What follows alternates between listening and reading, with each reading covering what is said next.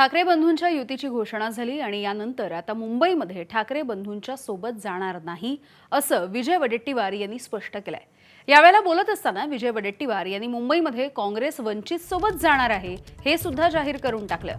वडेट्टीवारांच्या या वक्तव्यामध्ये कोणतंही तथ्य नसल्याचं ट्विट यानंतर वंचितकडून करण्यात आलंय। काँग्रेसचा तोच जुना मीडिया खेळ पुन्हा एकदा सुरू झाला असून सगळ्या चर्चा या खोट्या आहेत असं वंचितनं सांगितलेलं आहे, स्पष्ट केलंय।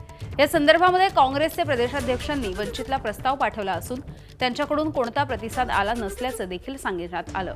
त्यामुळे लोकसभा विधानसभेच्या नंतर आता महानगरपालिकेच्या निवडणुकीमध्ये काँग्रेस आणि वंचितच्या युतीच्या चर्चा या केवळ चर्चा राहणार की खरंच युती होणार हे देखील बघणं महत्त्वाचं असेल।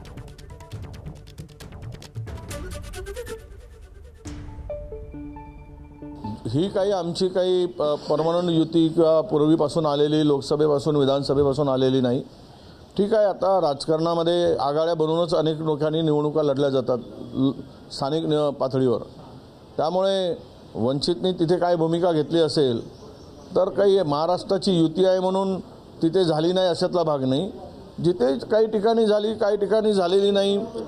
कार्यकर्त्यांच्या त्या परिस्थितीमध्ये सोयीनुसार त्या ठिकाणी ते निर्णय ते घेत आहेत। वंचित बहुजन महासंघ आघाडीने देखील वंचित महासंघाने देखील तशाच प्रकारचे अधिकार दिले। त्यामुळे स्थानिक ठिकाणी दोन्ही पक्षातले नेते कार्यकर्त्यांची सहमती आहे, सोबत लढलंच पाहिजे आणि त्याकरता आमची संमती आहे। मुंबईमध्ये अशा प्रकारची चर्चा आहे। शेवटी हा शीट शेअरिंगचा भाग आहे आणि दोन्ही पक्ष राजकीय पक्ष आहे।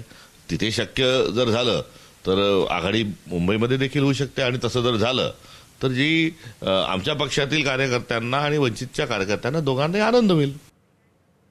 दरम्यान याच मुद्द्यावरून प्रकाश आंबेडकर यांनी काँग्रेसच्या नेत्यांना खोचक टोला लगावला।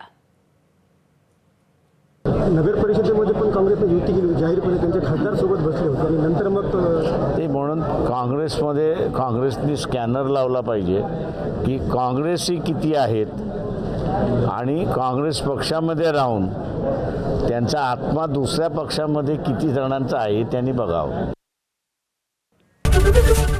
एबीपी माझा, उघडा डोळे बघा नीट।